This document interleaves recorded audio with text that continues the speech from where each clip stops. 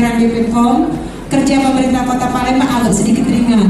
Karena untuk menentukan bahwa produk ini atau yang dijual di pasaran ini memang tidak layak konsumsi, tentu kami pemerintah Kota Palembang tidak bisa berjalan sendiri.